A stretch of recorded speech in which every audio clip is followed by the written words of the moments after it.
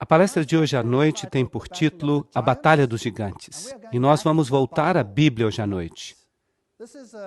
Nós vamos fazer uma exposição de Apocalipse capítulo 12, o livro de Apocalipse de João. O Apocalipse é a proteção de Deus para os enganos dos últimos dias. Como nós já vimos, o Apocalipse nos diz exatamente quem serão os principais personagens do tempo do fim. Quem vai estar envolvido em produzir estes grandes enganos e como evitá-los. Ele descreve uma enorme luta entre as forças do bem e as forças do mal. Mas é apenas um breve resumo. Os detalhes da guerra são dados nos capítulos antes do capítulo 12 e nos capítulos depois do capítulo 12. Portanto, hoje à noite, nós vamos dar uma olhada na luta e nós vamos nos ater a um ou dois importantes componentes. E nas próximas palestras nós vamos entrar na complexidade desta questão e vamos ver quem é quem e quem é descrito. Bem, a batalha começou não apenas no Éden, mas antes mesmo disso. Só que em Gênesis 1:27 está escrito: assim Deus criou o homem à sua própria imagem, a imagem de Deus o criou. Macho e fêmea o criou. Esta é uma fantástica nova criação com a qual Deus forma seres que são macho e fêmea. E Deus disse: façamos o homem à nossa imagem. Há um plural aqui. Segundo a nossa semelhança, e que ele tenha domínio sobre os peixes do mar, e sobre as aves do ar, e sobre o gado, e sobre toda a terra, e sobre toda criatura que rasteja sobre a terra. Este é um cenário completamente novo. Completamente novo. Porque aqui Deus está criando uma ordem de seres que deve ter domínio. Nenhum dos anjos tinha domínio. Nenhum dos anjos foi criado macho e fêmea. Trata-se de uma nova ordem. A Bíblia nos diz claramente que os anjos não são como nós. E por que Deus faria algo assim? Vejam, Deus estava criando uma nova ordem de seres capazes de compreender a mente de Deus, até mesmo a sua capacidade de habilidade criativa. Porque ao produzir a vida e ao nutrir aquela vida, nós podemos aprender a compreender o que significa ter o cuidado amoroso de um Deus que ama. Se nós produzimos filhos neste mundo, nós sabemos que nós temos que plantar uma cerca de proteção ao redor deles. O amor exige isso. E assim, Deus colocou uma sebe de proteção ao redor da sua criação.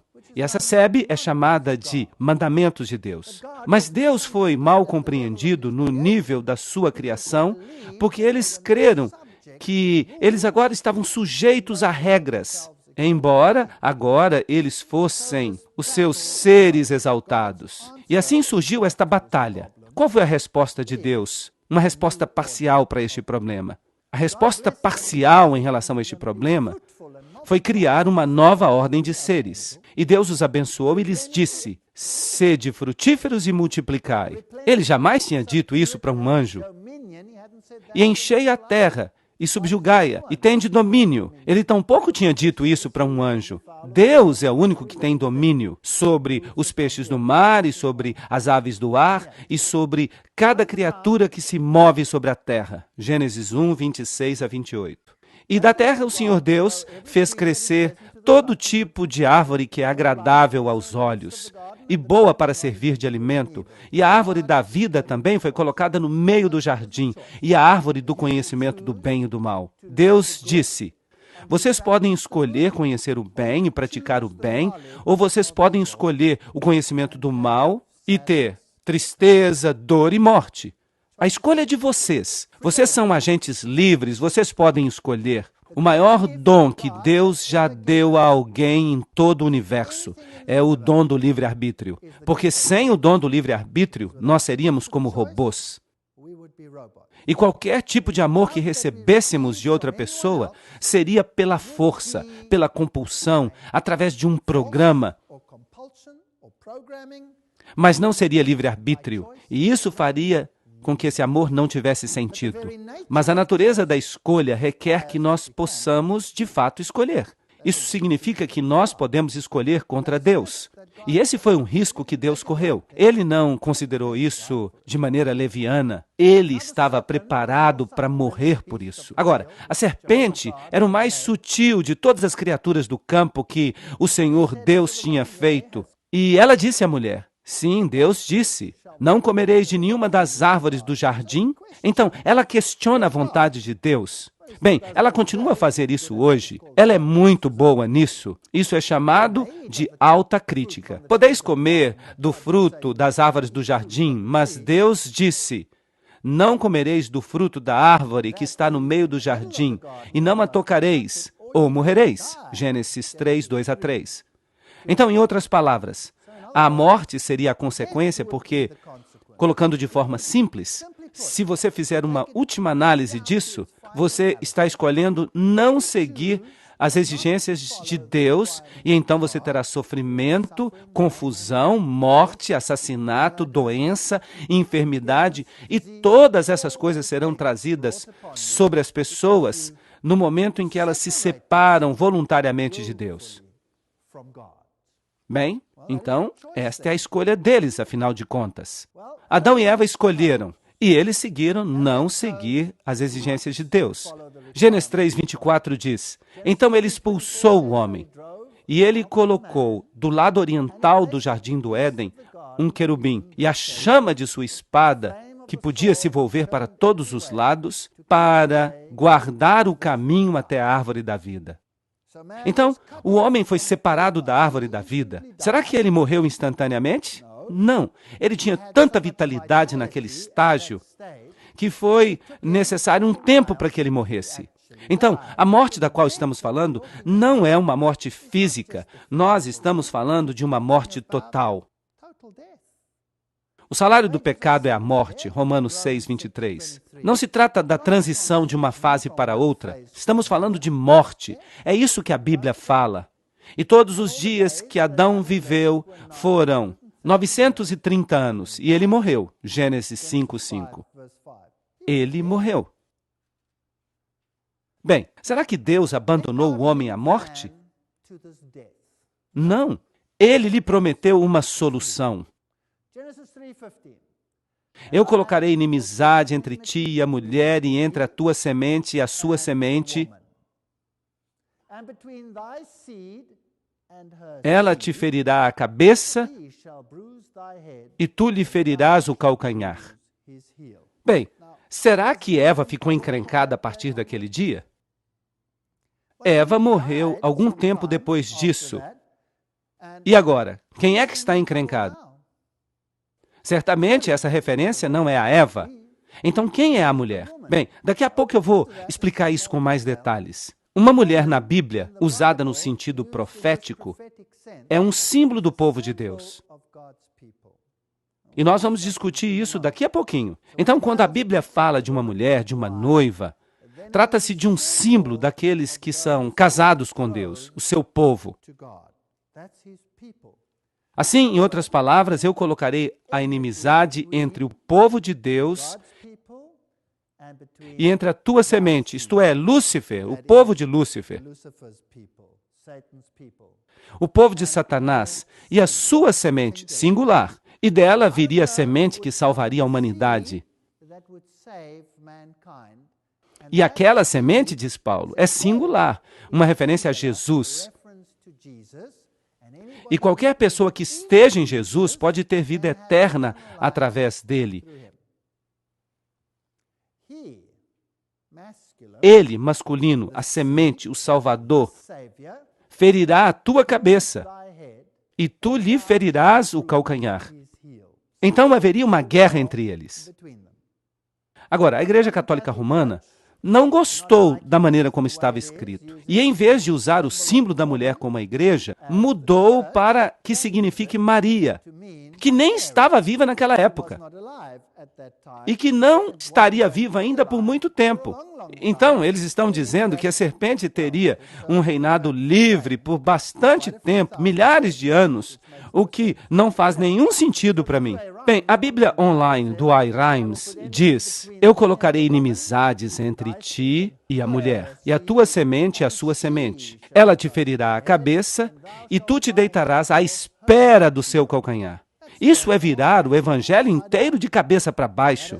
E isso faz com que outra pessoa seja o Salvador. Então, parece que desde o início houve esse conflito. Assim, em Apocalipse 12, nós pegamos a linha da história e apareceu um grande sinal no céu, uma mulher vestida com o sol.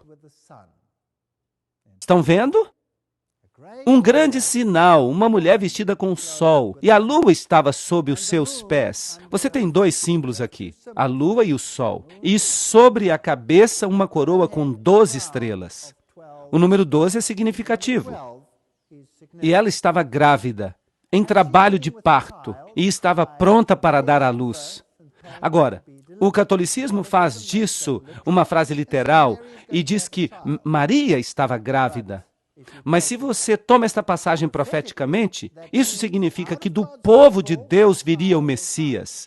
É isso que significa. E apareceu outro sinal no céu. E eis que um grande dragão vermelho, com 7 cabeças e 10 chifres, e 7 coroas sobre suas cabeças.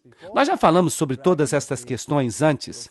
O dragão, nós vamos descobrir, é Satanás, Lúcifer, o anjo caído. As 7 cabeças fazem referência ao que nós vimos no livro de Daniel. A forma como todos os reinos do mundo têm 7 cabeças, se você as liga. Assim, no curso da história, como seria esta batalha? Ora, 10 chifres e 7 coroas sobre suas cabeças. Portanto, Lúcifer é o verdadeiro governante por trás dos bastidores. Os 10 chifres fazem referência aos reinos. Bem, aqui está este site da Igreja Católica Romana. E nós já o lemos antes, mas só para que a gente tenha a perspectiva aqui. Não é surpresa que a mulher triunfe sobre o dragão vermelho, pois as Escrituras dizem isso mesmo no início. Leiam Gênesis 3,15, que declara: e eu estabelecerei uma inimizade entre ti e a mulher, entre a tua descendência e a dela. Ela vai esmagar a tua cabeça, enquanto tu te deitas em emboscada para lhe pegar o calcanhar. Então, qual é a versão que eles estão citando? Eles estão citando a versão católica romana, certo? Eles estão citando a versão que os jesuítas fizeram da Bíblia. Nem mesmo a Good News Bible, que também é deles, faz uma citação assim. É estranho que eles escolhessem esta versão, mas não é estranho. É compreensível que eles decidam usá-la para substanciar a sua teologia. Eles continuam a dizer, a Maria, a mulher das Escrituras e mãe dos homens. Agora, notem isto, que guardam os mandamentos de Deus e são fiéis às verdades de Jesus. Bem, isso também é uma distorção do texto, porque não está escrito mesmo isso, mas é uma citação distorcida de Apocalipse 12, 17. Isso é interessante. Então, eles aplicam Apocalipse 12, 17 às pessoas que honram Maria e que guardam os mandamentos dela. Será que é basicamente isso que está sendo dito? Bom, a igreja aplica as lindas palavras de Sabedoria 7:26. Ela, o brilho que radia da luz eterna. Ela, o espelho imaculado da majestade de Deus. Ela, a imagem fiel da sua bondade. Agora, quem de fato é a imagem expressa de seu brilho? Jesus. Aqui nós temos um conflito. Nós temos um conflito entre duas ideologias. Porque Maria é cheia de graça, Lucas 1:28. A igreja, conforme a referência que está na tela, confirmou a tradição. Notem a palavra tradição. Eles sabem que não é bíblico. A tradição que considerava Maria como sendo concebida de forma imaculada. Então, a Igreja Católica Romana aplica Apocalipse 12 a Maria.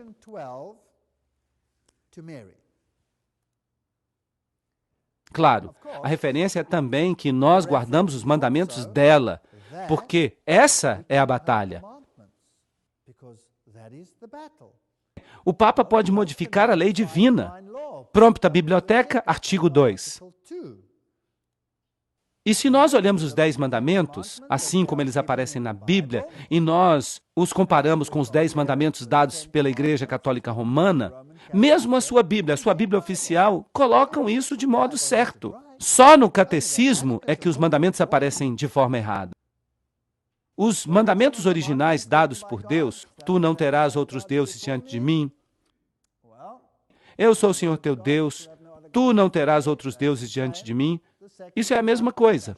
O segundo mandamento, tu não farás para ti imagem de escultura, nem qualquer semelhança de qualquer coisa que esteja no céu ou na terra, não te inclinarás diante delas, etc, etc, etc. Esse mandamento se foi, desapareceu do catecismo romano. Assim, o terceiro mandamento, tu não tomarás o nome do Senhor teu Deus em vão, se tornou para eles o segundo mandamento. Estão percebendo? Lembra-te do dia de sábado, santifica o dia de sábado, é agora o terceiro mandamento, quando antes era o quarto. E isso vai afetar todos os outros. Honra teu pai e tua mãe, etc. Não furtarás, não matarás, até o fim, até tu não darás falso testemunho. Bem, mas eles tiraram um. Então agora eles têm que dividir o 10º em 2, que é o mandamento da cobiça, que Paulo claramente lista como um dos mandamentos. Não cobiçarás a casa do teu próximo, nem a mulher do teu próximo, nem o seu servo, nem a sua serva, nem o seu boi, nem qualquer outra coisa que pertença ao teu próximo. Agora, por favor, notem que eles tiveram que modificar a posição, porque senão não faria sentido o mandamento como um todo. Não cobiçarás a casa do teu próximo.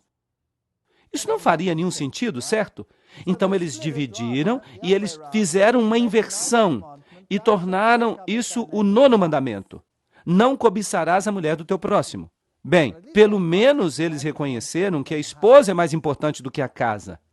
E então eles dizem, não cobiçarás os bens do teu próximo. Então, eles acabaram dividindo isso e invertendo um pouquinho.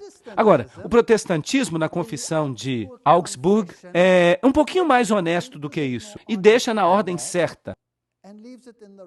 Embora assim, esse mandamento não faça nenhum sentido. E essa é uma analogia interessante.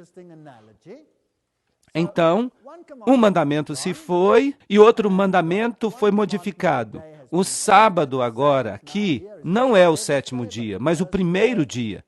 E o 10º mandamento é dividido em 2 e nós temos 10 mandamentos de novo.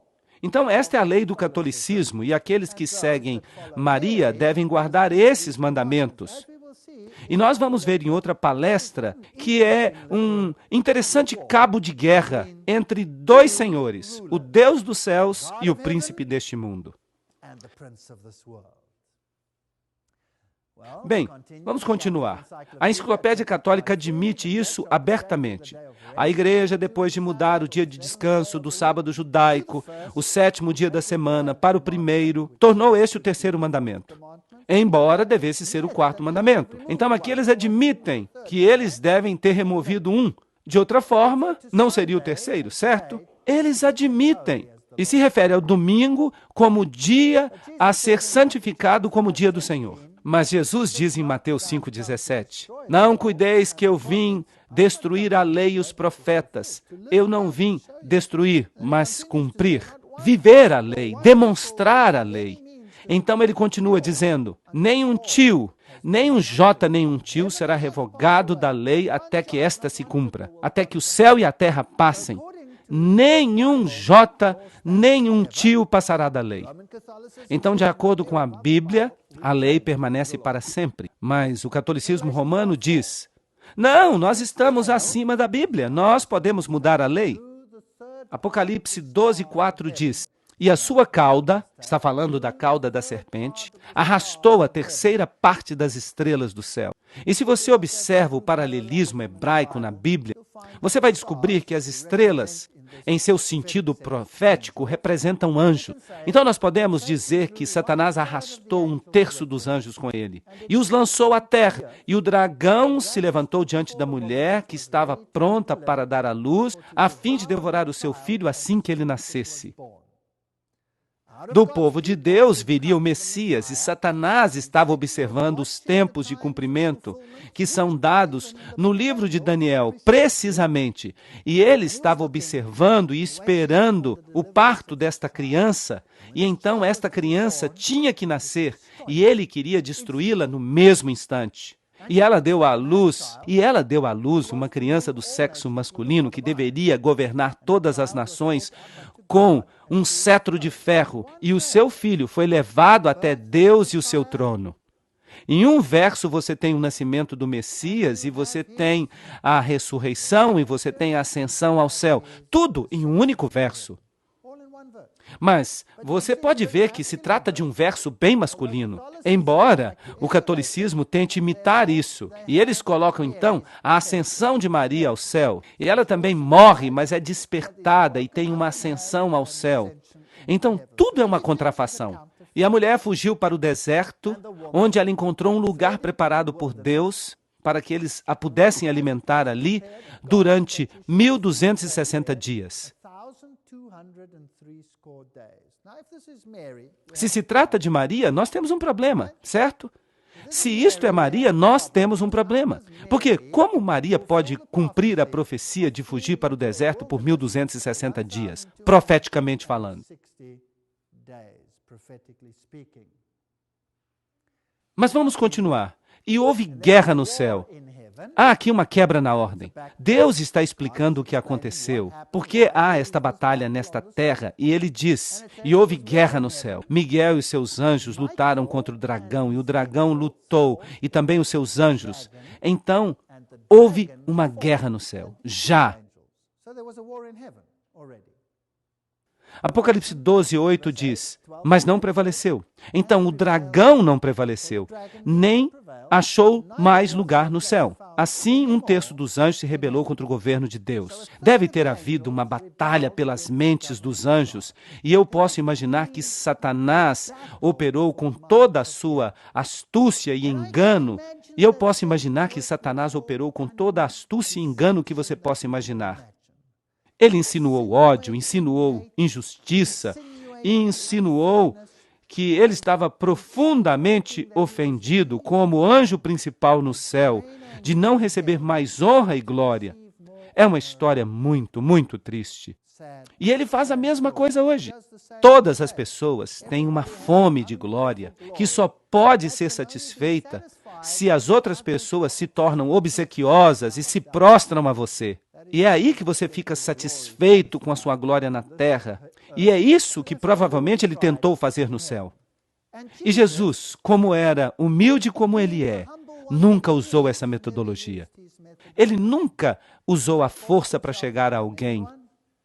Ele sempre deixou o próprio caráter falar por si mesmo. Então houve essa rebelião, mas ele não prevaleceu, nem achou mais lugar no céu. Agora, Miguel e seus anjos. Quem é Miguel? As testemunhas de Jeová dizem que ele é um arcanjo. Um arcanjo. Mas o que a palavra Miguel significa? Miguel.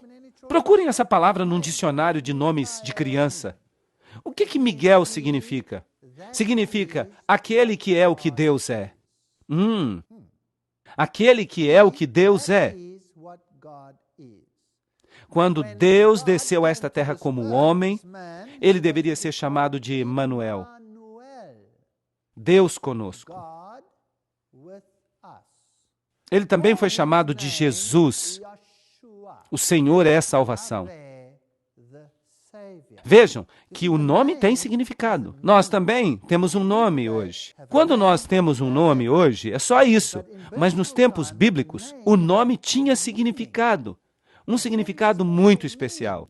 É por isso que os nomes mudam quando as circunstâncias mudam na Bíblia. Você consegue pensar em algum caso interessante no qual o nome foi mudado quando a circunstância mudou? Jacó, por exemplo, não se tornou Israel? Israel. Agora, Jacó significa suplantador, aquele que toma o lugar do outro. Ele tinha sido o segundo a sair, mas ele tomou o lugar do primeiro. Mas ele se arrependeu mais tarde disso. Ele certamente se arrependeu. Sim, quando ele encontrou a Cristo, quando ele lutou com Deus e pediu seu perdão, ele se arrependeu do seu pecado, então ele foi chamado de Israel.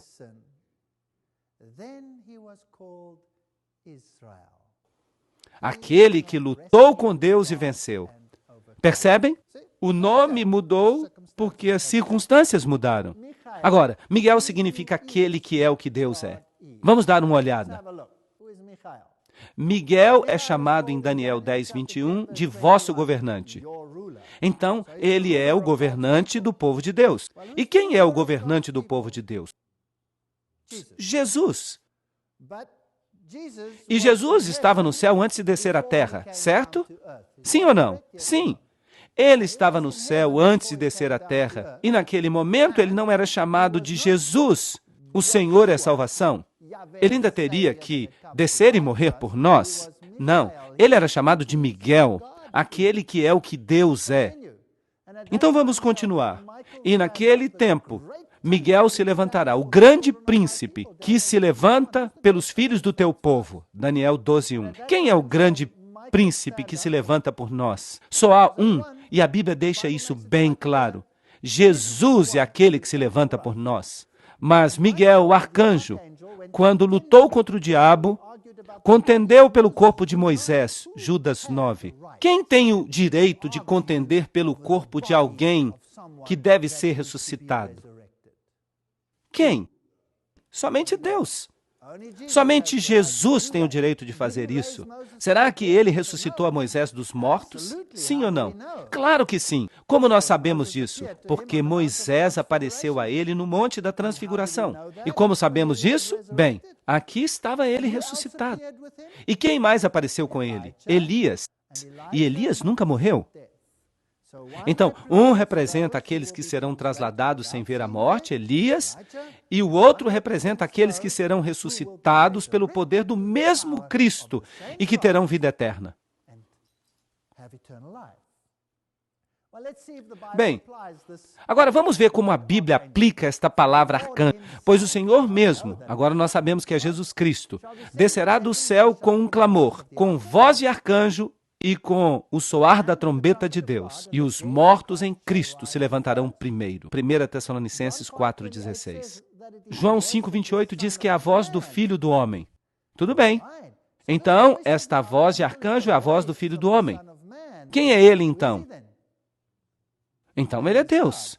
Vejam que a palavra arcanjo pode significar anjo, o mais elevado anjo, mas ela também significa o mensageiro mais elevado. Agora, qual a maior mensagem da divindade? A manifestação da divindade que pode nos tocar e nos alcançar e falar conosco e se comunicar conosco e prover acesso para nós até Deus. Então, a maior mensagem que Deus tem é Ele mesmo, sob a forma daquele que é o que Deus é, Miguel. Tudo bem, nós já vimos que a Bíblia usa esta palavra arcanjo no sentido de a voz do Filho do Homem. Agora, vamos ver o uso da palavra arcanjo no Velho Testamento. Gênesis 48:16 diz, o anjo que me redimiu de toda maldade. Agora, nós temos um problema aqui se nós entendemos que aqui está falando de um anjo, um ser criado, certo? Quem é o único que pode nos redimir? Jesus. Então, este anjo redentor aqui é Jesus. Vamos adiante. E o anjo do Senhor apareceu a ele na chama de fogo. Êxodo 3:2. Agora, quem foi esse? Deve ser o mesmo. Por falar nisto, se este fosse um ser criado, por que ele pediu adoração? Ele não disse, estás em terra santa, tira as tuas sandálias, e Moisés não o adorou? Sim ou não? Sim. Aqui, então, temos um anjo que recebe adoração. Então, aqui, este anjo que recebe adoração só pode ser o próprio Deus. Não se trata de um anjo criado, mas daquele que existe desde a eternidade. Em toda a sua angústia, ele foi afligido e o anjo da sua presença. E agora nós temos um bom resumo. O salvou. Em seu amor e em sua misericórdia, ele os redimiu. Isaías 63:9. Então, quando falamos de Miguel e dos seus anjos, estamos falando de Jesus Cristo e a hoste celestial. E você então tem o dragão e os seus anjos. Quem é o dragão? O grande dragão foi expulso.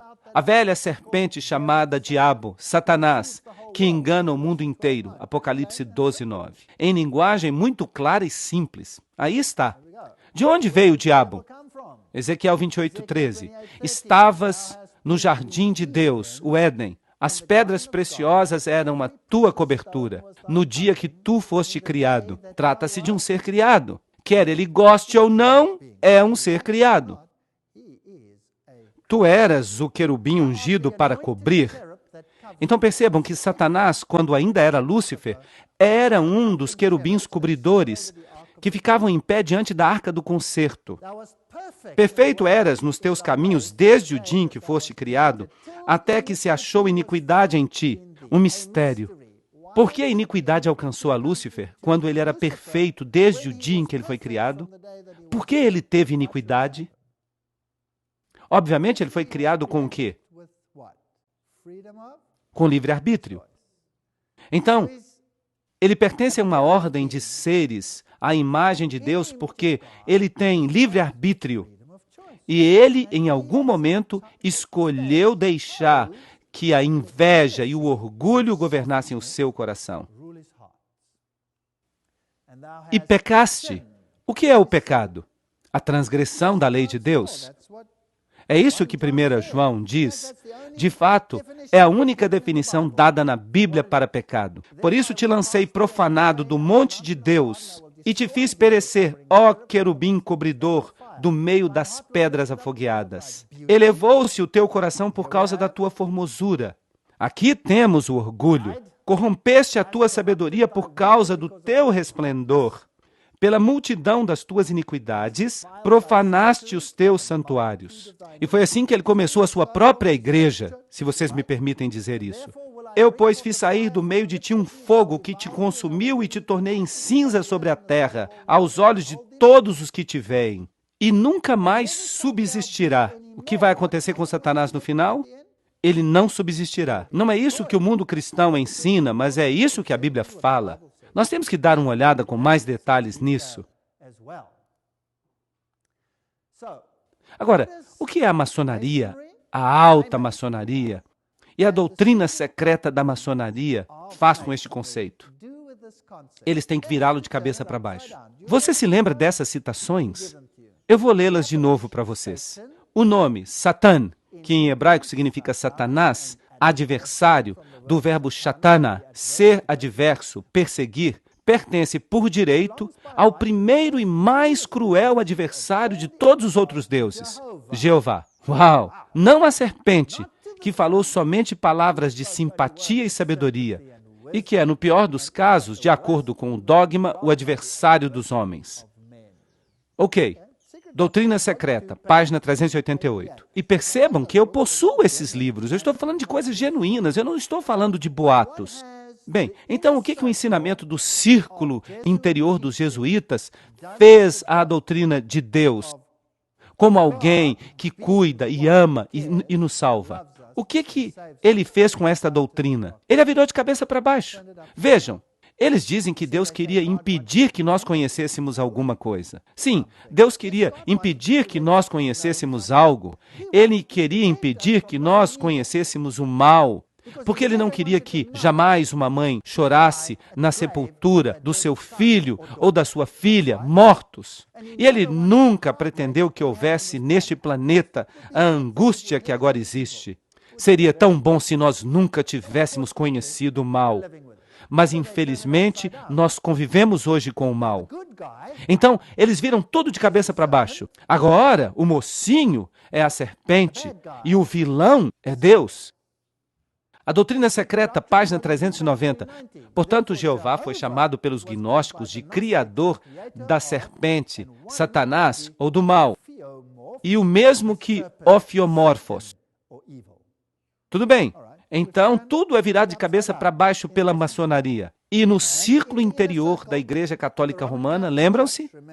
Que foi formado e criado pela ordem dos jesuítas. E nós temos toda uma palestra sobre isso, o segredo por trás das sociedades secretas. Lembram-se disso?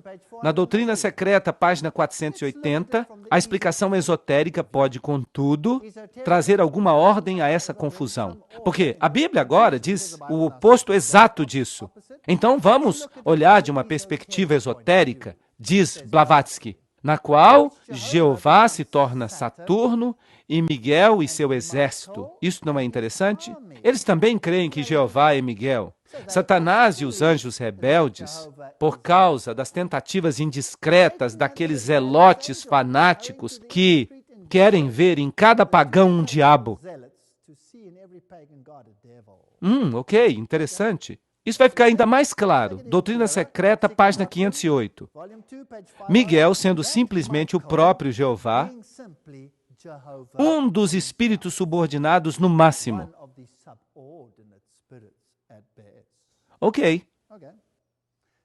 Então nós estamos olhando a esta história e nós vemos Miguel, aquele que é o que Deus é, e seus anjos, combatendo contra o dragão, que foi lançado a esta terra, a serpente.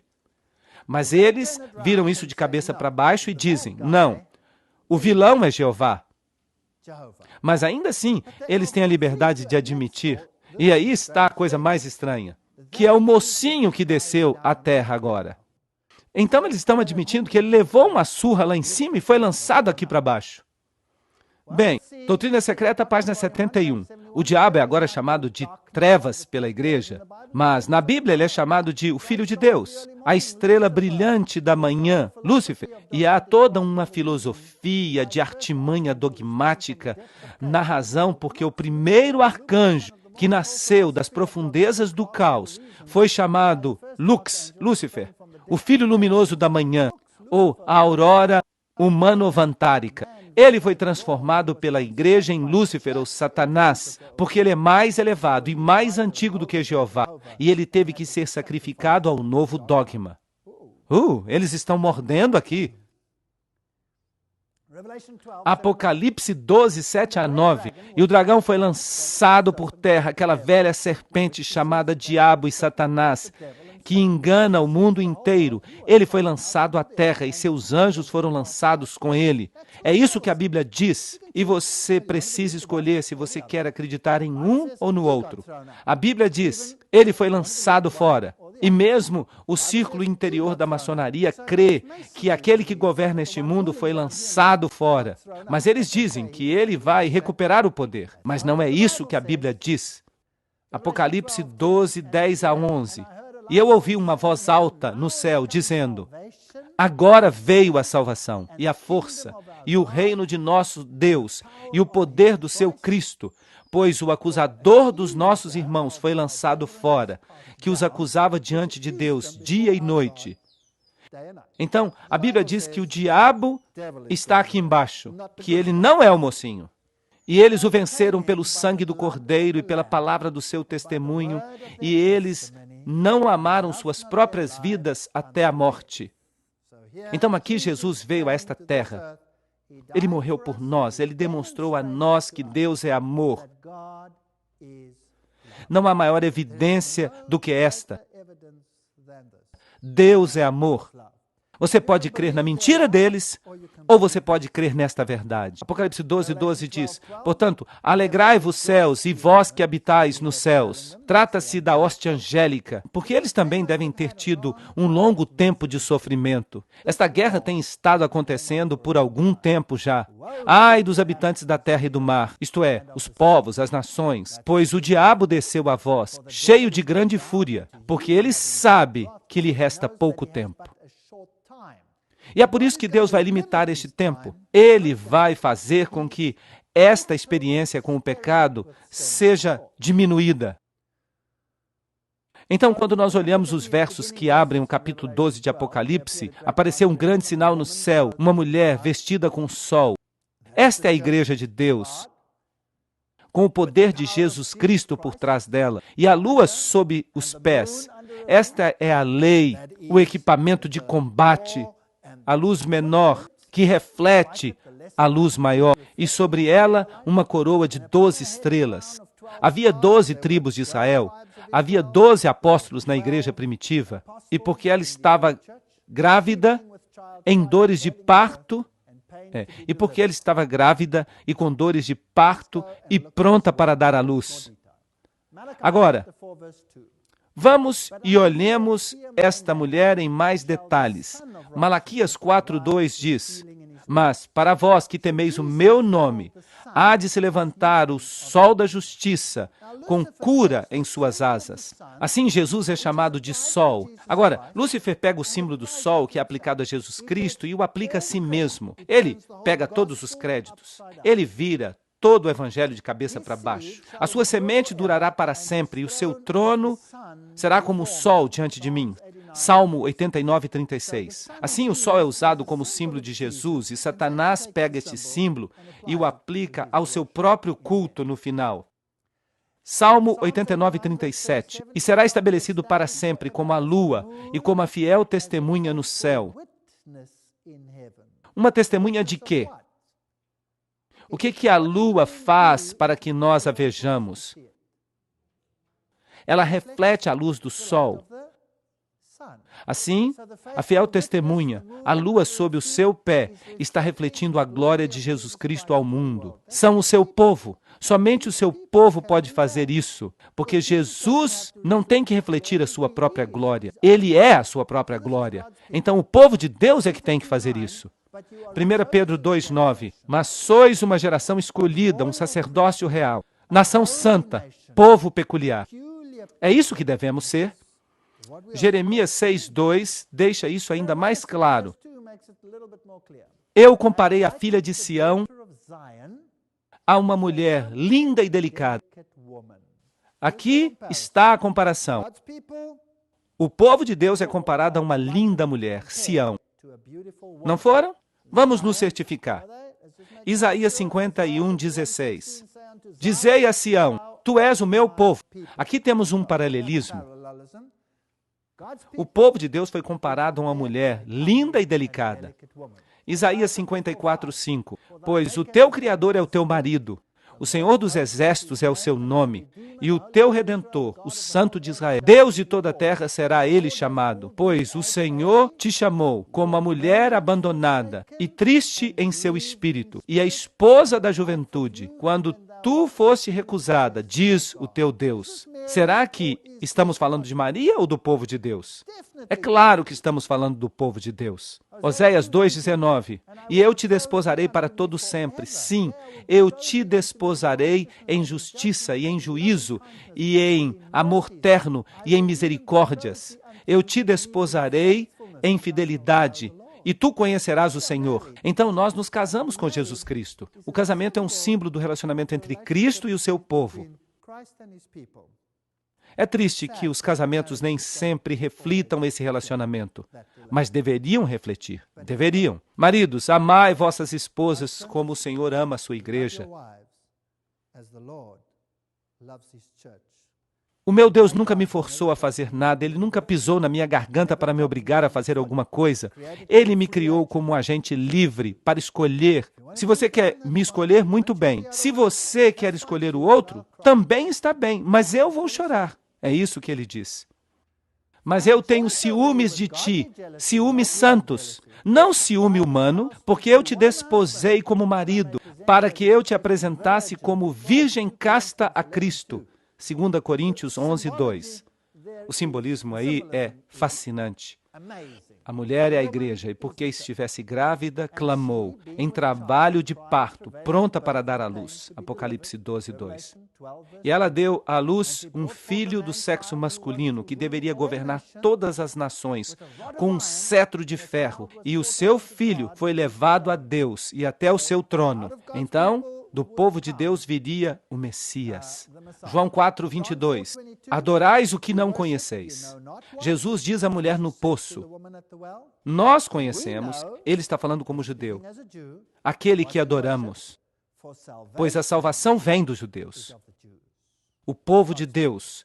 Então, do povo de Deus viria o Messias.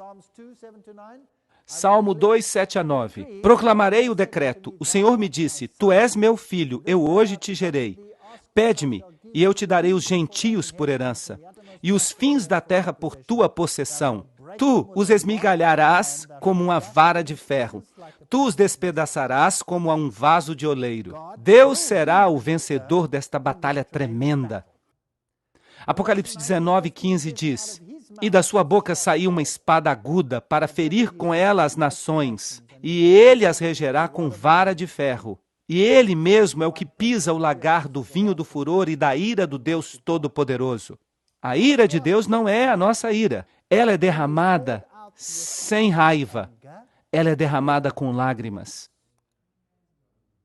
Apocalipse 12:3. E viu-se outro sinal no céu, e eis que era um grande dragão vermelho, que tinha 7 cabeças e 10 chifres, e sobre as suas cabeças 7 diademas. E a sua cauda levou após si a terça parte das estrelas do céu. Satanás está aqui. Ele parou diante da mulher que havia de dar à luz, para que, dando ela à luz, lhe tragasse o filho. E quando Jesus nasceu, ele estava pronto, estava esperando para tragar este filho. E ele enviou as legiões romanas para que fossem e matassem aquela criança que estava em Belém e nas cercanias, e pequenos crânios foram vistos por toda parte. E hoje, mesmo nos mosteiros, você pode encontrar esses crânios. E eles dizem que pertencem às crianças que Herodes matou. Eles não tiveram misericórdia. Eles fizeram um massacre sem misericórdia. Mas Deus pegou o seu filho e eles fugiram para o Egito. Mas eventualmente ele conseguiu. Ele o matou e o crucificou. Pois o salário do pecado é a morte, mas o dom de Deus é a vida eterna por meio de Jesus Cristo, nosso Senhor. Romanos 6:23. E então ele subiu ao céu, onde ele se senta à destra do Pai, e ele há de vir para reclamar o seu reino. E eu oro para que todos nós estejamos do seu lado.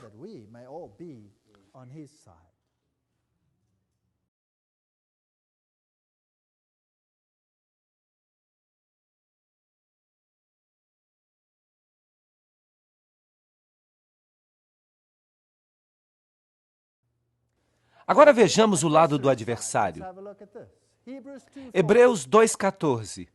Uma vez que os filhos são carne e sangue, ele também partilhou de sua humanidade, para que por sua morte ele pudesse destruir aquele que tem o poder da morte, isto é, o diabo. Então o diabo pensava que o tinha derrotado. Mas a maior derrota aparente se tornou a maior vitória de todos os tempos. Assim, a igreja do Velho Testamento foi orientada e protegida por Deus, de modo que ela pudesse proclamar e dar lugar ao Messias. Apocalipse 12:13. E o dragão perseguiu a mulher que tinha dado à luz a criança. Agora, será que esta é Maria? O que o dragão fez depois que o Senhor foi levado ao céu? O que ele fez? Ele perseguiu o povo de Deus. Então o dragão, Satanás, agora vai atrás daqueles que professam a Jesus Cristo. Apocalipse 12:6. E a mulher fugiu para o deserto. Trata-se de um lugar com pouca gente, não um lugar com muitas nações. É um deserto, um lugar seco, oculto, solitário,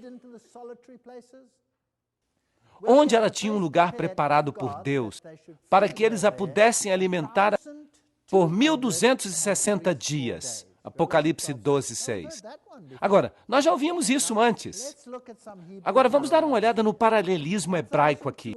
1260 dias. Se nós formos até Apocalipse 12:14, nós temos o mesmo simbolismo. E a mulher, vejam, aí está a mulher. Foram dadas 2 asas de uma grande águia, para que ela pudesse fugir ao deserto, até o seu lugar, onde ela é alimentada por um tempo, e tempos e metade de um tempo. Então nós temos 2 tempos mencionados aqui. 1260 dias e tempos e metade de um tempo. Mas é o mesmo simbolismo. Temos a mulher, temos o deserto e temos tempo. O que isso nos diz? Trata-se do mesmo período de tempo. Profeticamente, é o mesmo período. E eu te dei um dia por um ano, Ezequiel 4:6.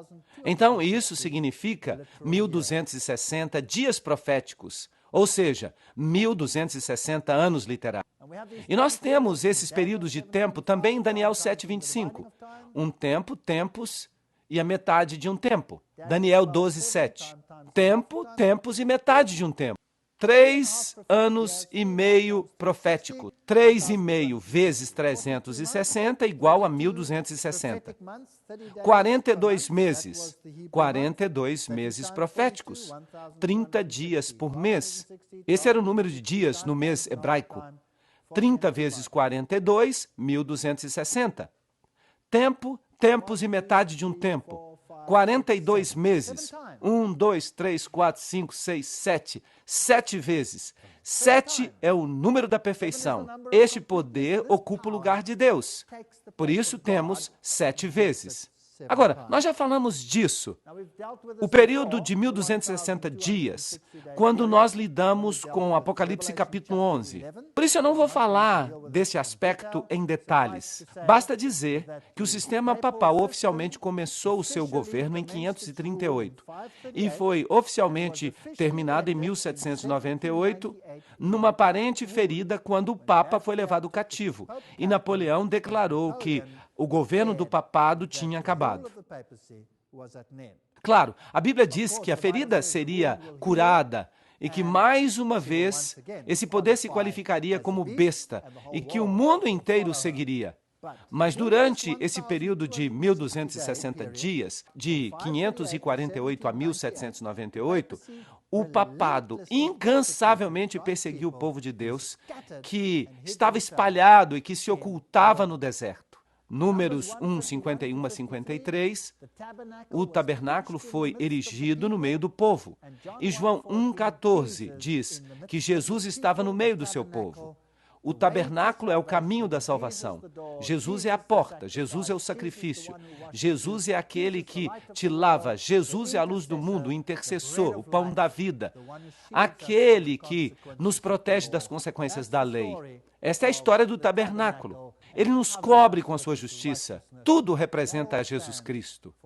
A igreja no deserto e o tabernáculo no deserto são paralelos lindos entre o Antigo e o Novo Testamento. Então, o objetivo de Satanás era atacar a igreja de Deus. Ele estava furioso.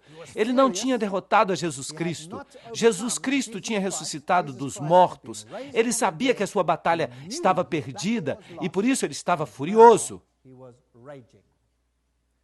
E quem seria a sua espada? Apocalipse 17. Eu vi uma mulher sentada numa besta escarlate cheia de nomes de blasfêmia. Nós já falamos sobre isso em detalhes. E sobre a sua fronte estava escrito o nome, mistério, Babilônia, a grande, a mãe das prostitutas e abominações da terra. Apocalipse 17, 5. O mistério, Babilônia, a grande. A cidade de Babilônia teve a sua origem quando Deus confundiu as línguas na Torre de Babel. O termo Babilônia em Apocalipse representa a confusão religiosa. E Babel é um portal para Deus, uma outra forma de ser salvo. Então, o que este sistema representa?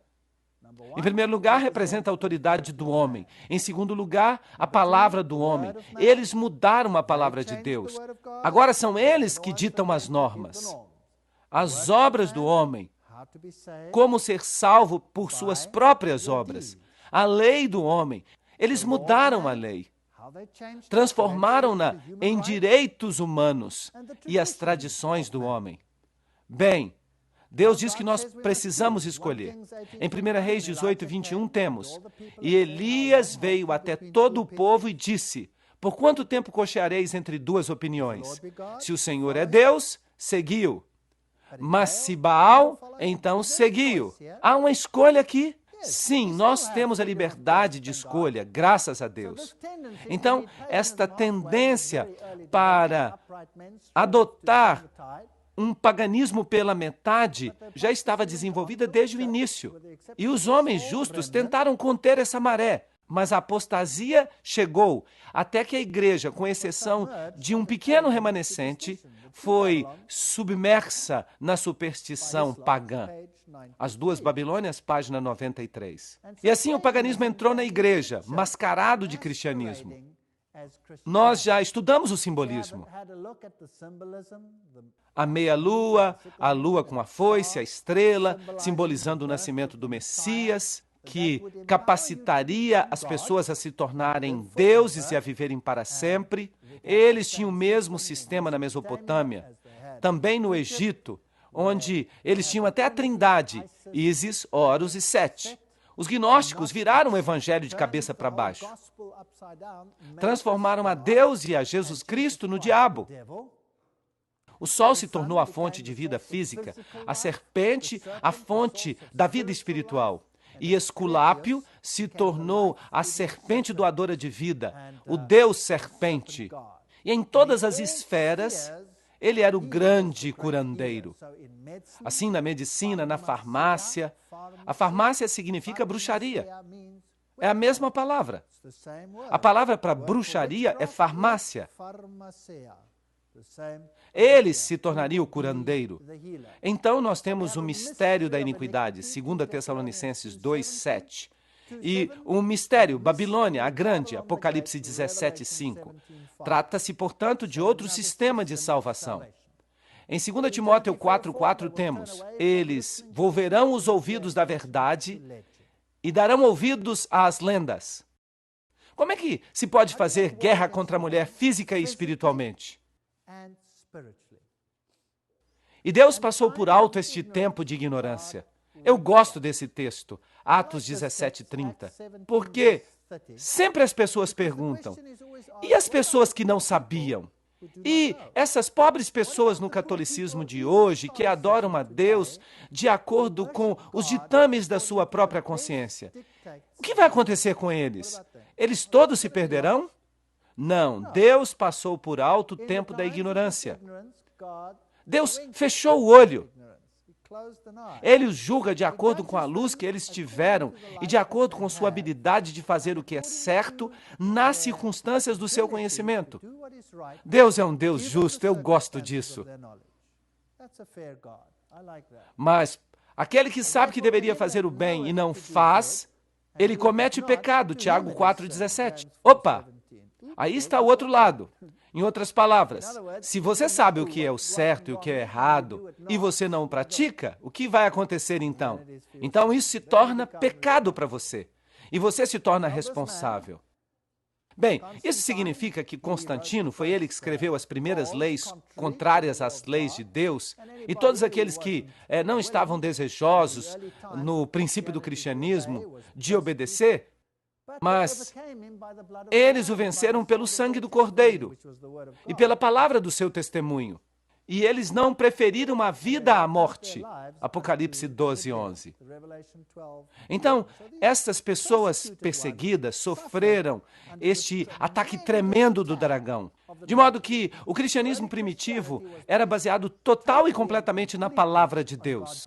Eles criam que eles eram justificados livremente por sua graça através da redenção que há em Cristo Jesus, Romanos 3:24. Não há nada que eu possa fazer para ganhar pontos com Deus. Nada. Todas as boas obras que eu tenho são uma consequência da sua graça salvadora. Eu não posso comprar o meu lugar no céu. Eu não posso colocar dinheiro na caixa e ter os meus pecados perdoados. Certo? Eu simplesmente não posso fazer isso. Mas é isso que a igreja na Idade Média ensinava. O sistema divino é totalmente o contrário. É a autoridade de Deus, é a palavra de Deus, o amor de Deus, a lei de Deus, os ensinamentos de Deus. Agora, o que Robert Schuller fala sobre isso? Ele diz, não, nós entendemos errado. Devemos nos mover para longe desta ideia de que a religião tem a Deus por base. O que ela deveria ser? Ela deveria ter o homem por base. Nós, então, não voltamos para o sistema de Babilônia, sim ou não? Ele está ensinando a religião de Babilônia. Isso tudo é parte de Babilônia.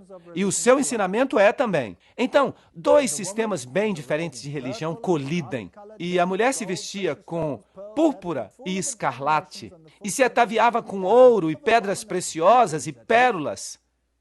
E tinha uma taça de ouro na sua mão, cheia das abominações e da imundície de sua fornicação. Temos uma palestra inteira sobre isso. Eu não vou repetir, mas é isso que significa este sistema. Apocalipse 17, 1 a 2. Vinde, e eu vos mostrarei o juízo da grande prostituta que se senta sobre muitas águas, com quem os reis da terra. E infelizmente nós vimos isso quando nós fizemos aquela palestra sobre as Nações Unidas e a nova ordem mundial. Cometeram fornicação, e os habitantes da terra beberam do vinho da sua fornicação. E o mundo inteiro crê nessas doutrinas estranhas que não são sequer bíblicas. O cristianismo se tornou popular, e daí? Bem, ele se tornou a religião da maioria, e agora ele é tão pagão quanto eles eram antes. O erro e a corrupção entrou na igreja como um dilúvio. O Apocalipse previu que milhares seriam enganados com falsos ensinamentos da antiga Babilônia que entrariam na igreja. Por quê? Efésios 6:12 diz: pois não contendemos contra o sangue e a carne, mas contra as potestades, contra os poderes, contra os governos das trevas deste mundo, contra a impiedade espiritual nos lugares altos.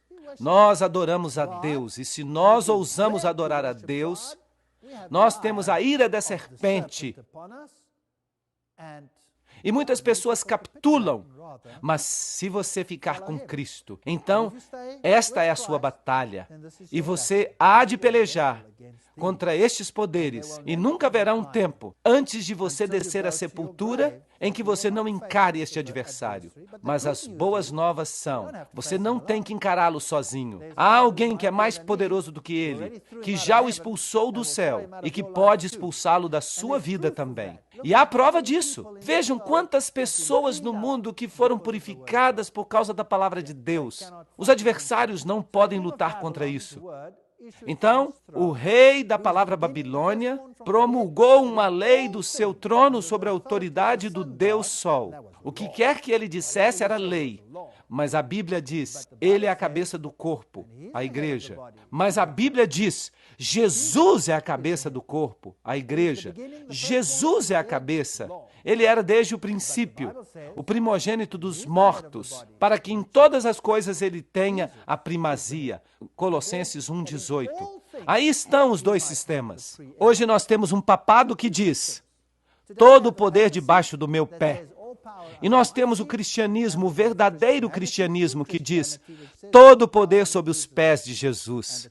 E os dois nunca se encontram, a não ser em oposição. Haverá um conflito e a história se repetirá.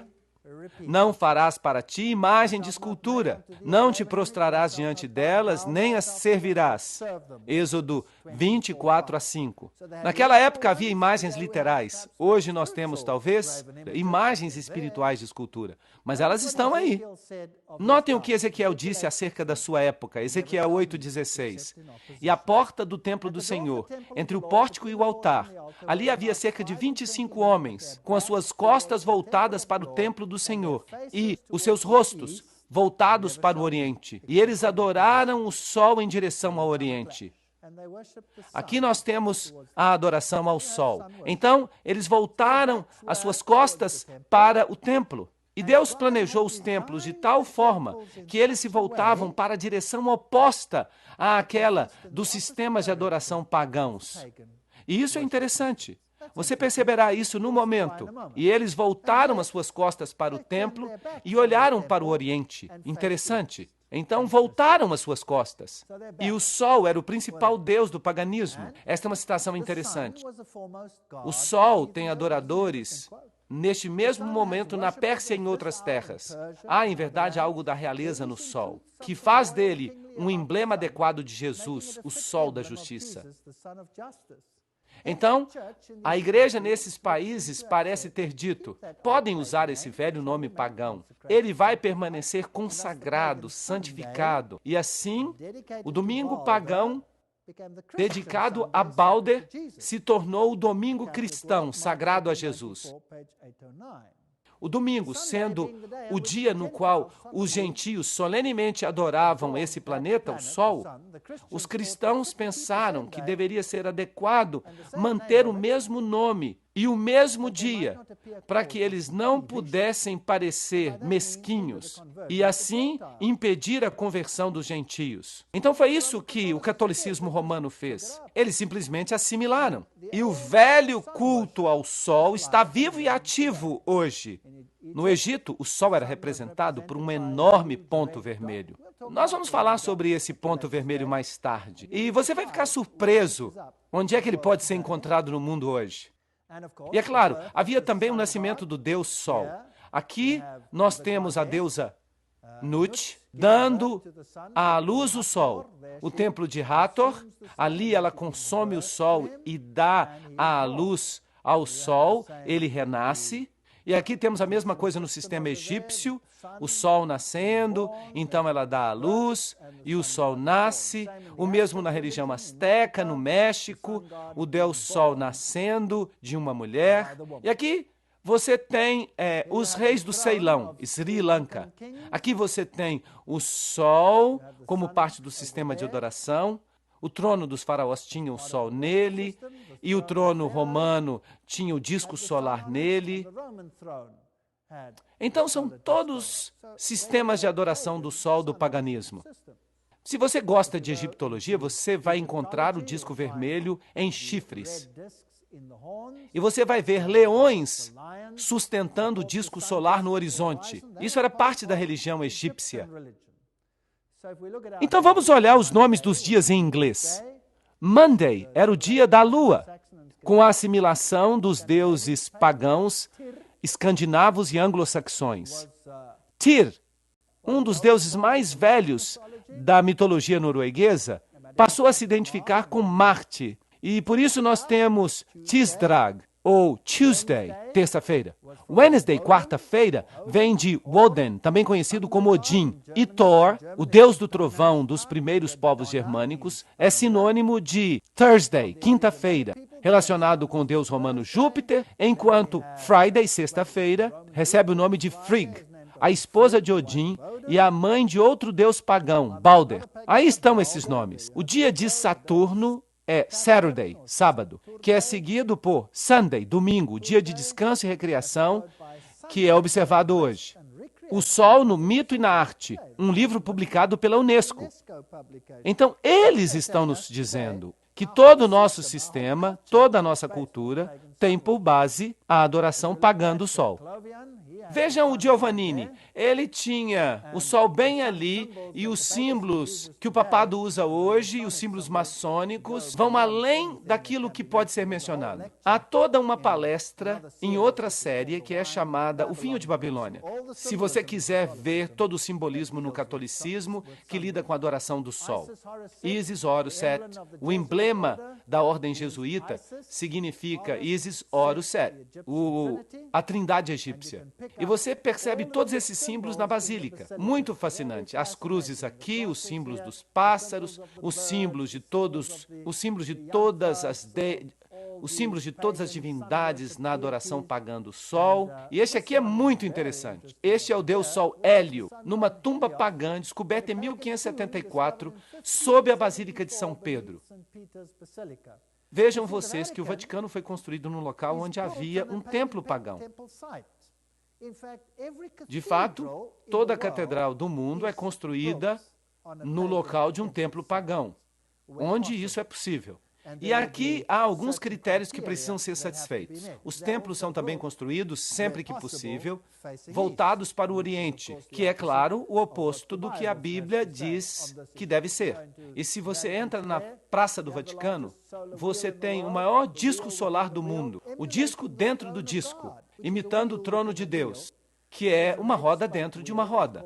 Trata-se de uma roda com 8 aros. É chamado de disco solar. E basicamente diz, este é o trono de Deus.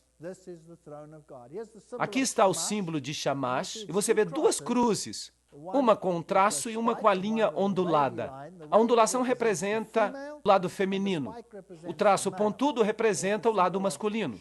Aqui está o símbolo de Shamash, e, claro, Shamash era a divindade equivalente a Pan. Pan era o deus da floresta, companheiro de Diana. Bem, se você der uma olhada no seu departamento de florestas, dê uma olhada no seu símbolo, o seu próprio departamento. Eu vi hoje no escritório deles. Este é o símbolo de Shamash. Muito interessante. Significa que as florestas são sagradas hoje porque Pan está lá. E aqui está outro símbolo, um selo cilíndrico da Pérsia.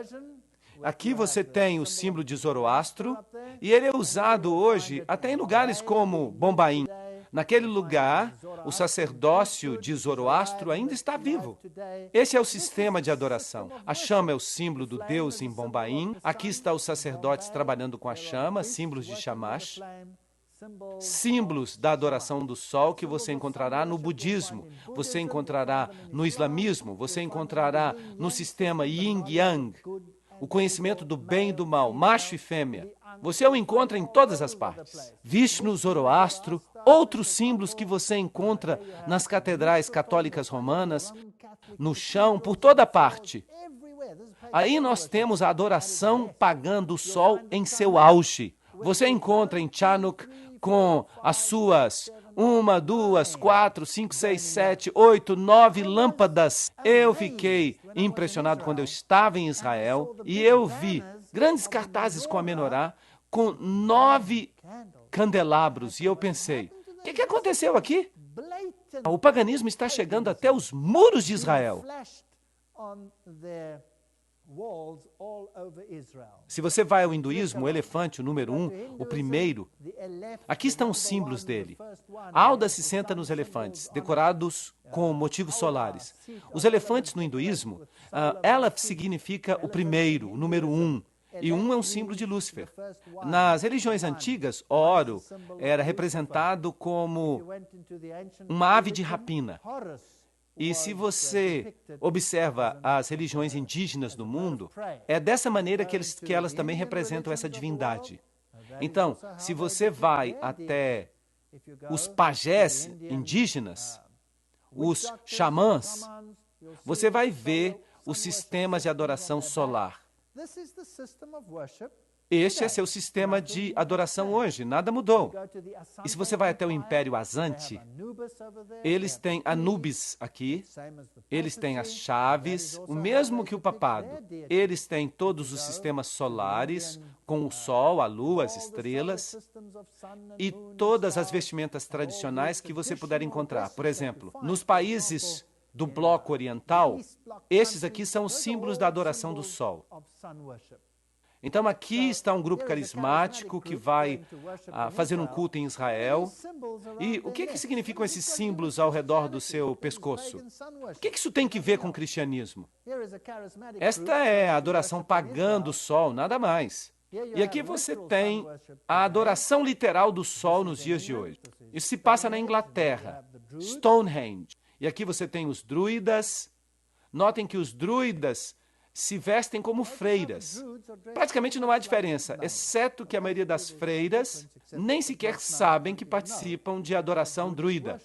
E isso é muito, muito triste. Rituais de adoração do sol na Europa, saltando sobre o fogo, uma coisa que Deus proibiu, cerimônias druidas em Stonehenge, por exemplo. Agora, Stonehenge é um lugar muito interessante.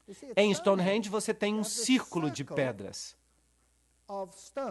E originalmente havia uma passagem que levava até este círculo. A passagem consistia de pedras gigantescas. Bem, mais tarde, o que eles fizeram? Eles cobriram as pedras gigantescas e colocaram um teto aí. E essa se tornou uma estrutura básica de uma catedral. E por trás das catedrais antigas, você tem um jardim circular. E se você vai até o centro do jardim, você encontra a pedra no meio, que é o sistema pagão Vocês sabem da fertilidade e de todas as coisas boas. E se vocês observam esses jardins circulares, vocês descobrem Pan, vocês descobrem Diana, vocês descobrem os consortes. Tudo isso bem escondidinho nos jardins. Eu já estive em vários deles na Inglaterra e na Europa. E é legal tirar fotos aéreas para você ver onde ficam as estruturas originais.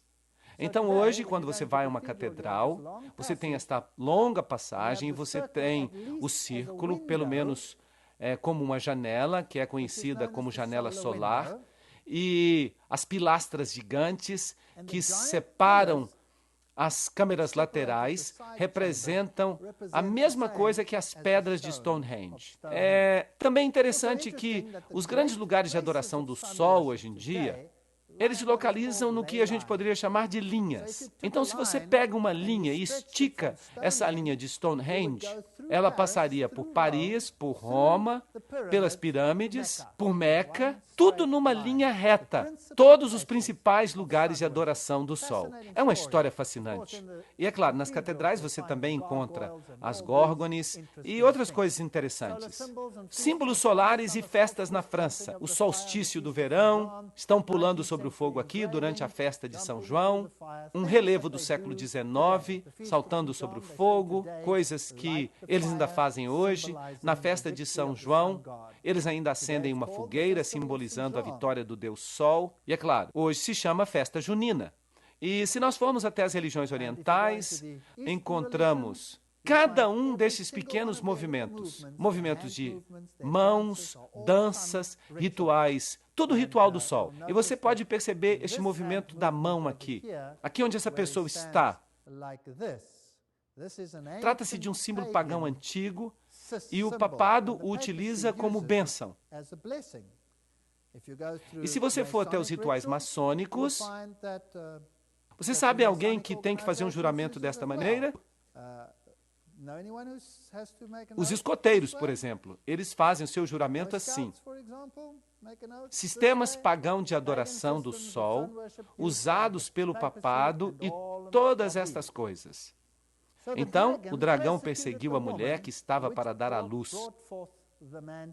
E à mulher foram dadas duas asas de uma grande águia para que ela pudesse fugir para o deserto. Você percebe como Satanás adota todos os símbolos que Deus tem para si mesmo? Ele copia tudo. Satanás nada mais é do que uma máquina de Xerox, para que ela possa voar ao deserto até o seu lugar, onde ela é alimentada por um tempo, tempos e metade de um tempo. De 538 a 1798, os valdenses, os albigenses, os huguenotes, eles escaparam da ira. Todos que puderam escapar, os outros foram massacrados, sem piedade.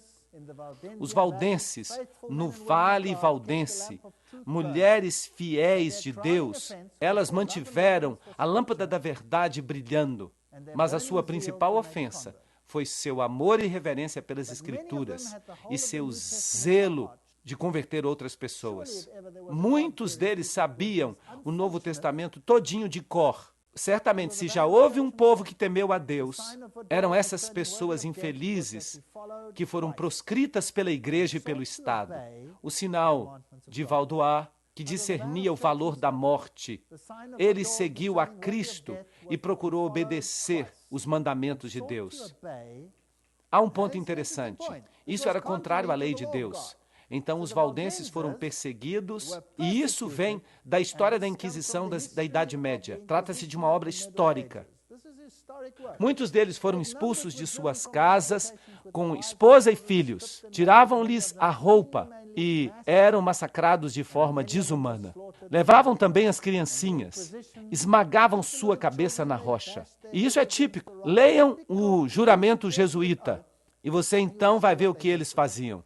Levavam-nos para cavernas e acendiam fogos e os queimavam vivos. Eram, de fato, muito cruéis, muito cruéis. Alguns eram aprisionados, outros eram massacrados e a Inquisição fica falando que eles eram hereges, porque eles decidiam por si mesmo o que eles deveriam crer e praticar. Graças a Deus eu não sirvo um Deus assim. Portanto, por esta escritura apostólica presente, nós lhes damos a ordem estrita de que, por todos os meios possíveis, destruam todas as heresias e matem a todos aqueles que pertencem à diocese que se contaminaram com elas. Deverão exercer toda a autoridade eclesiástica contra elas e contra todos aqueles que se tornaram suspeitos por se associarem com eles. Não poderão apelar contra as suas decisões e, se necessário, vocês poderão fazer com que a princesa e o povo a suprimam com suas espadas. É isso que acontecia, isso é história. O dragão perseguiu a mulher.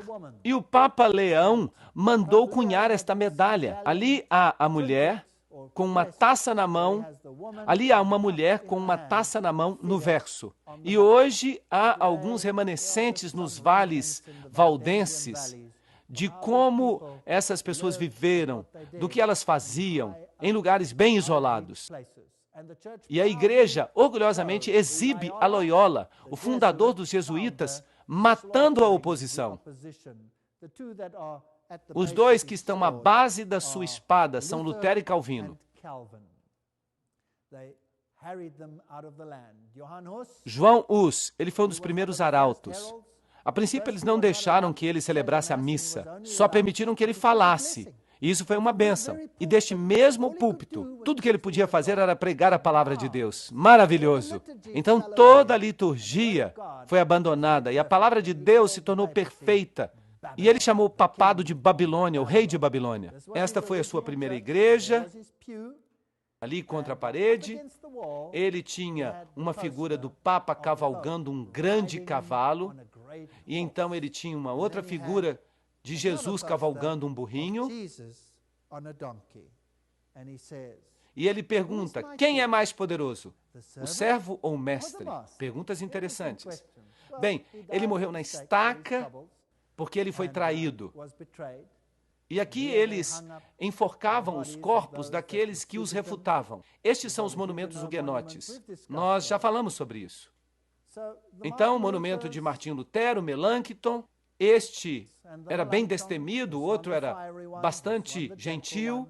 Às vezes precisamos de gente como Pedro, às vezes precisamos de gente como João. Martinho Lutero, John Wycliffe, João Knox, Tyndale, Calvino, todos grandes pregadores. E a serpente vomitou da sua boca água como um dilúvio após a mulher. Então, o que ela usou? Ela usou as nações do mundo para perseguir. Ela usou especialmente a França. A França vai ter que prestar contas um dia, começando com Clovis, até a época dos huguenotes, perseguindo os albigenses, a noite de Bartolomeu, o massacre dos huguenotes franceses. Ela vai ter que prestar contas, as guerras francesas, contas de todas essas coisas. Mas a terra, os lugares desocupados, abriu a sua boca e tragou a torrente que o dragão lançara da sua boca. Apocalipse 12, 15 a 16. Apocalipse 17, 15 declara, e ele me disse, as águas que tu viste, nas quais se senta a prostituta, são povos e multidões e nações e línguas. Nós não temos que adivinhar. As nações foram enviadas para perseguir o povo de Deus, mas a terra, onde não há água, abriu-se e eles correram. Eles vieram para os Estados Unidos. Eles estão bem aqui neste país, vivendo hoje, os descendentes dessas pessoas destemidas. Eles foram para a África, eles começaram uma nova vida. E o seu símbolo representa a liberdade, mas infelizmente, com uma mordida nele. É um símbolo maçônico. E o dragão se irou contra a mulher e foi fazer guerra contra o restante da sua semente. Esta mulher fugiu para o deserto durante 1260 dias. Isso nos traz até a data de 1798. Ela foge para os lugares solitários do Novo Mundo, que acaba sendo povoado.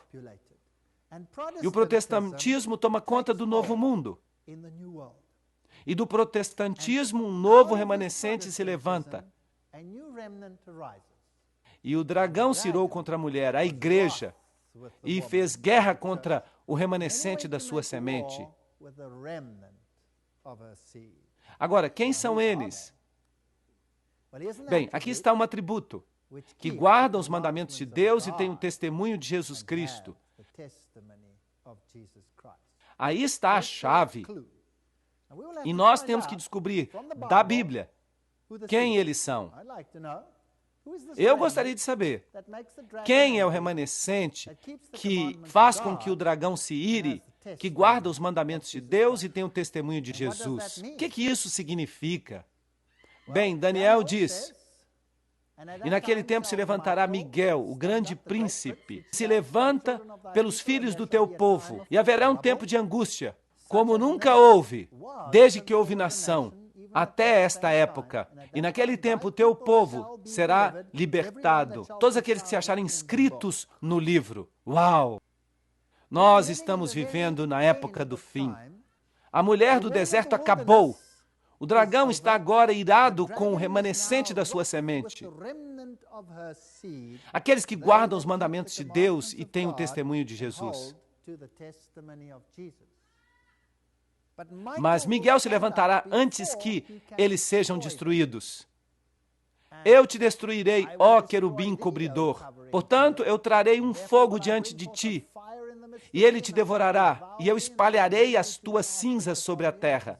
Ezequiel 28, 16 a 18. Esta batalha será entre duas grandes forças. Miguel e seus anjos e sua igreja, a mulher. E Satanás e seus anjos e sua igreja, a prostituta de Babilônia. Aqueles que vão participar desse grande conflito final.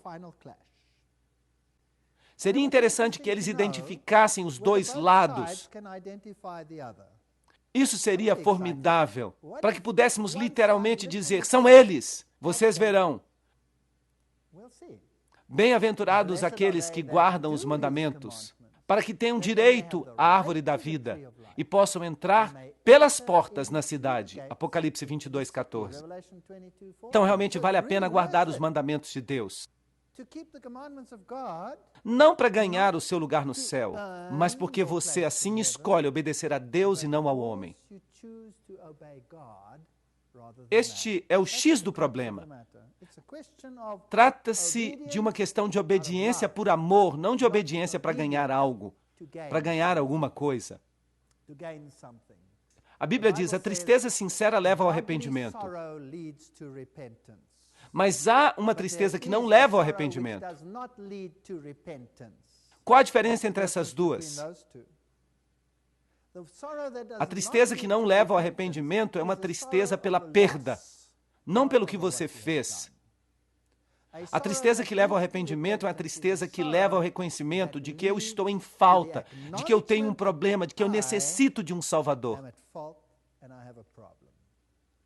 E quando eu reconheço a Jesus Cristo e me apego a Ele, Ele me concede poder para começar a purificar os meus atos, para que eu faça o que é certo.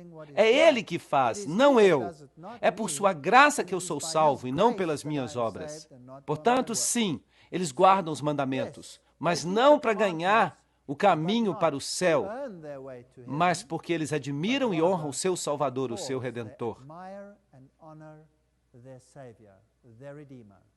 Dois sistemas em guerra, um dragão e uma mulher de branco. Quais são os atributos? Eles guardam os mandamentos de Deus e têm o testemunho de Jesus. Efésios 4, 4 a 5 diz: há só um corpo e um só espírito, assim como fostes chamados para uma única esperança quando fostes chamados. Um só Senhor, uma só fé, um só batismo. Será que são milhares de religiões que nos levam para o céu ou uma só? Uma e apenas. E hoje à noite nós vamos tomar a decisão de que lado vamos estar, de um lado ou do outro. E é claro, você saberá mais detalhes antes que você possa compreender de forma plena a relevância dessa poderosa batalha entre os dois sistemas ideológicos. Um diz: obedecerás ao homem. O outro diz: obedecerás a Deus. E esses dois sistemas estão em conflito. Na palestra de amanhã à noite, nós vamos apresentar uma tabela. Vamos deixar a Bíblia falar. Nós vamos direto ao coração do problema. E vocês vão ver, nas palestras subsequentes, exatamente quem está fazendo guerra contra quem. Qual será o resultado final e qual vai ser a intervenção de Deus. Na Bíblia, nós vamos estudar esses capítulos fantásticos. Apocalipse 10, Apocalipse 14, 12 e 13. Nós já estudamos. Agora nós vamos para os capítulos finais, a restauração de todas as coisas. Não percam, porque nós vamos dar a resposta final. Sem ela, você só vai saber o que é ruim, mas você não vai saber qual é a solução para o problema. Então, Deus os abençoe e os guarde enquanto vocês meditam nessas coisas.